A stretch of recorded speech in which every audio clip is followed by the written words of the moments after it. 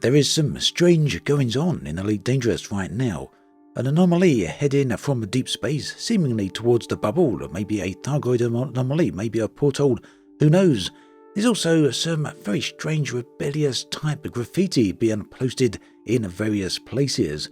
And finally, the long-awaited console profile transfer is to take place on the 12th of September.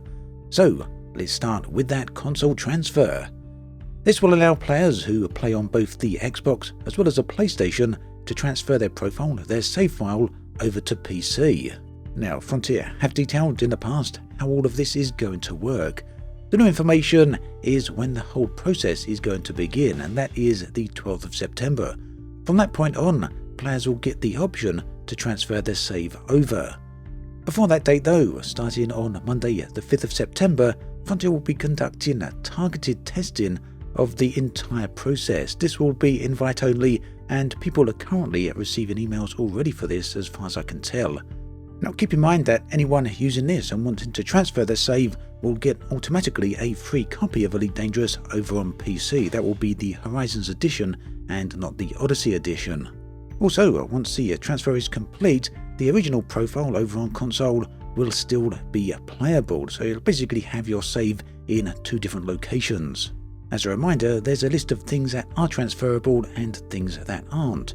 The things that you can transfer over will be your commander name, ships, credits, modules, all of them that are in storage as well as on your ship, core progressions such as inventory, reputation, navy ranks, permits, the codex, engineering progress, tech broker progress, and a power play state. You'll also be able to transfer over your NPC crew names, appearance and progress. In-game customizations such as paint jobs and bobbleheads will all go over, as will any applied liveries. There are some elements that won't be transferable though. That is your commander name if it's already in use on the PC. Your ARCS balance will not transfer. Frontier here recommend that you make any purchases of customizations that you want before making the transfer. That way you'll get at least the items themselves transferred over, because the balance for ARCS is not transferable. Squadron membership won't transfer, friends lists won't transfer, nor will current mission progress, and believe it or not, fleet carriers and all of their contents will not transfer over either. So if you do have a fleet carrier and you want to have one on your next save, the best recommendation here is to sell it on console and then repurchase it over on PC. For all the other details and everything that you need to know, do check out the new FAQ as well as the forum thread linked in the video description. Now onto those strange goings-ons. Early on in the week we saw there was some type anomaly in deep space. This is beyond the Barnard's Loop Nebula down there in the bottom right hand corner, just going off screen. Fair away from the bubble then, around about 1500 light years. People in the Ochers systems, the sector over there, noticed this strange anomaly.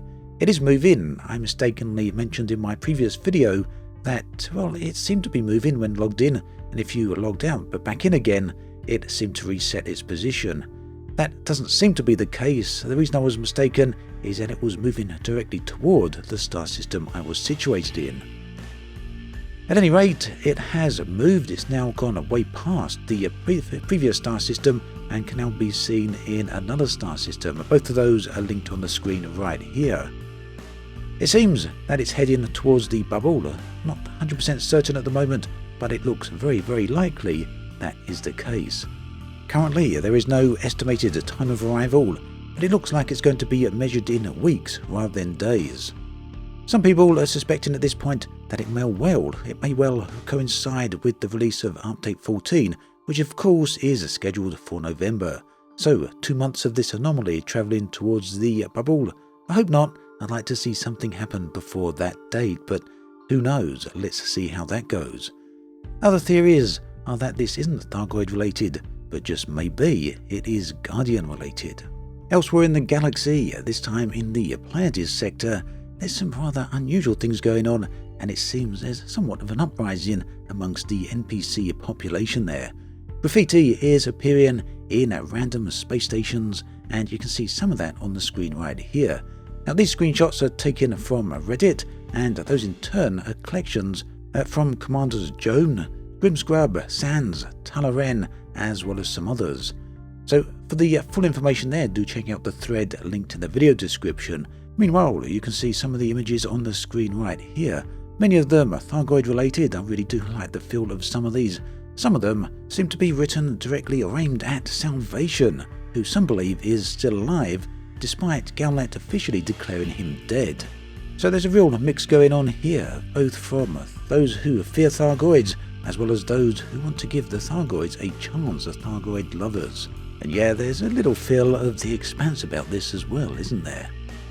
At any rate, let me know your thoughts and feelings about all of this in the comment section below. I'd love to hear from you. That brings us to an end of this video. As always, thanks for watching, and I'll catch you guys and girls next time.